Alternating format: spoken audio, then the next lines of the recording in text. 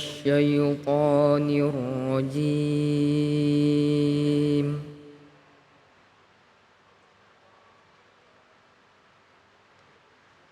بسم الله الرحمن الرحيم.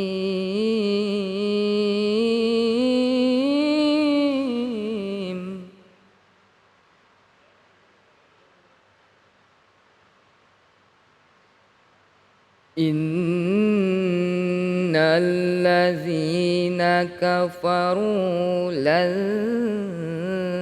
تغني عنهم أموالهم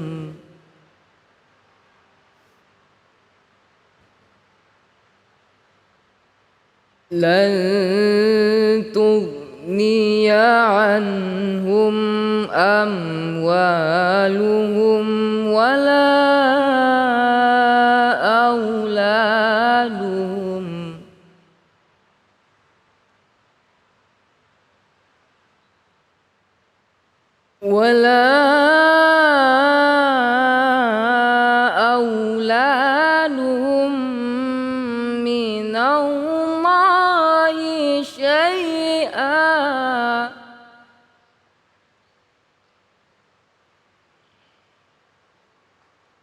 وأولئك هم وقود النار. صدق الله العظيم. Assalamualaikum warahmatullahi wabarakatuh. Alhamdulillah wassalatu wassalamu ala rasulillah sayyidina wa maulana Muhammad ibn Abdillah la haula wa la quwata illa billah. Terima kasih kepada Ananda Alif yang telah melantunkan ayat-ayat suci Al-Quran. Semoga menjadi ibadah bagi yang membaca dan umumnya bagi kita semua yang mendengarkan. Senang sekali saya Ustadz Abi Gifran kembali menyapa para pemirsa dimanapun berada di Cahaya Hati Indonesia. Insya Allah pada hari ini kita akan membahas tafsir Al-Quran bersama para guru-guru kita dan membahas tausiah dengan tema cemburu buta. Insya Allah tausiah dan tafsir akan dibahas oleh guru-guru kita, di antaranya Ustadz Hasan Kosasih, Ustadz Zainur Rafiq, juga Ustadz Muhammad Sahidi. Begitupun pemirsa di rumah yang ingin ikut ngaji bersama kita, insya Allah nanti kita akan ada segmen ngaji yuk bersama Ustadz Munawir Ngacir. Kami tetap mengingatkan kepada para pemirsa dimanapun berada untuk tetap selalu menjaga protokol kesehatan. Di antaranya mencuci tangan, menggunakan masker, menjaga jarak, menghindari kerumunan, dan membatasi diri untuk bepergian. Bu, sehat Bu? Ini dari majelis taklim mana Bu? Al-Ikhwan Jati. Alhamdulillah. Terima kasih ibu-ibu sudah bisa hadir pada kesempatan ini. Pemirsa semua juga bisa hadir pada kesempatan hari ini. Insya Allah kita akan berbincang lebih dekat lagi dengan para guru-guru kita semua. Namun sebelumnya kita saksikan tayangan yang berikut ini. Hei, matiin. Tahu saya. Apa-apa, aja. Enggak.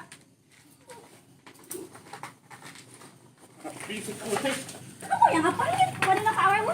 Kamu cuma dari KWW doang. Kamu cuma KWW doang.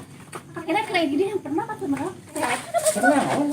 Kamu yang lawan. Yang lawan. Kamu yang lawan.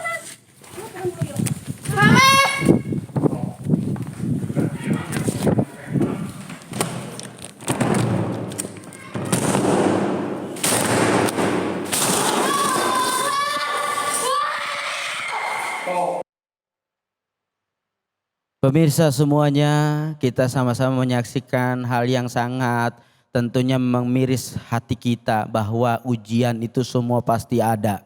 Setiap orang itu pasti punya masalah. Namun tentu banyak persoalan yang kadang-kadang mereka tidak mampu menyelesaikan secara baik. Dari tayangan tadi ada hal yang tentunya bisa kita ambil pelajaran.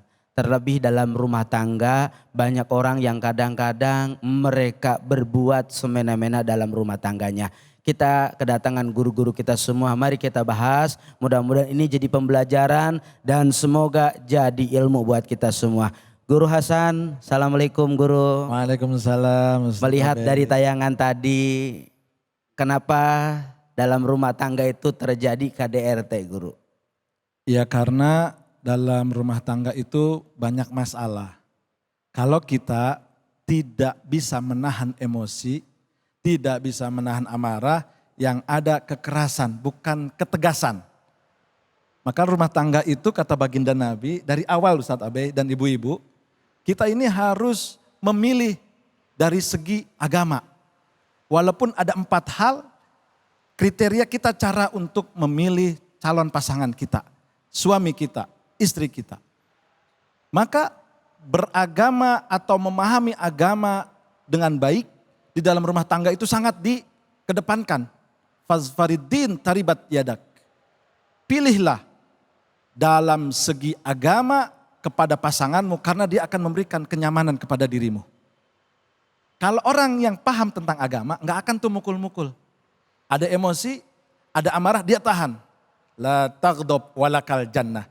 Jangan kamu marah, surga bagimu. Orang yang ngaji itu pasti akan paham. Maka dia tidak mengedepankan emosi, tapi mengedepankan untuk berkomunikasi. Karena kalau memang kita sudah tidak suka dengan pasangan kita, pulangkan saja dia kepada orang tuanya. Ya kan gitu. Atau kita kembalikan kepada hakim, jangan main hakim sendiri. Baik.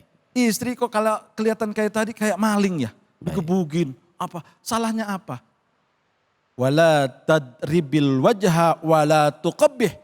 Kata baginda Nabi, jangan sekali-kali kalian memukul wajah istri, jangan menjelek-jelekan istri. Baik. Kalau memang sudah tidak suka, pulangkan saja, kembalikan dia kepada hakim, kepada orang tuanya. Jangan sampai main hakim sendiri, jangan sampai kita meminta dengan baik-baik, lalu kita tidak menjaga dengan baik-baik. Mungkin Jadi- ibu-ibu ada yang pernah ya begitu. Dibangun sama agama Guru ya. Harus dibangun dengan agama. Ustaz. Masya Allah. Oke, Ustaz Zainur Rafiq, lalu apa sih yang menjadi faktor utama adanya KDRT dalam rumah tangga? Baik, terima kasih Ustadz Abai. Saya sangat setuju sama apa disampaikan oleh Ustadz Hasan tadi, bahwa memang solusinya adalah memang agama Bu ya. Kenapa? Itu kan inti masalahnya adalah di marah.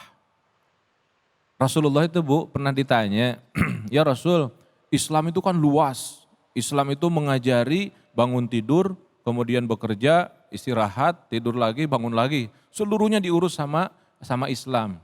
Sahabat tanya kepada Rasul, berikan kepadaku clue, fama huwa kanzul Islam. Apa sih mutiara Islam?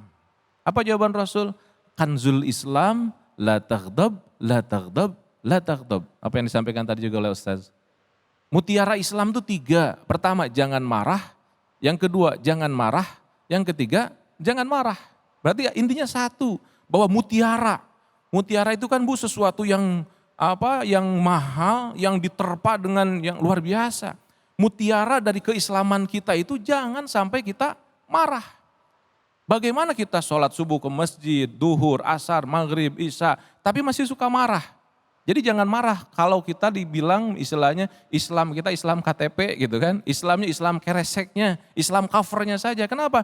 Sholat terus, marah terus. Sahabat dalam hadis Nawawi juga menggambarkan tentang ausini ya Rasulullah, berikan wasiat yang utama padaku ya Rasulullah. Fa ausa Rasulullah bi alla taghdab. Rasulullah mewasiatkan 1 saja. Apa? Kuncinya la taghdab, jangan marah. Kalau kita sudah terbiasa menjaga marah, suami ataupun istri, indah hidup ini. Maka Islam membawa sebuah misi yang luar biasa. La taghdab, jangan marah. Ustadz gimana dia soalnya ngeselin kita. Tidak ada alasan kita untuk marah. Rasulullah juga sering dibikin kesel. Bahkan Rasulullah ditimpukin sama kotoran. Rasulullah diludahin Bu ya. Ibu kan tahu semuanya.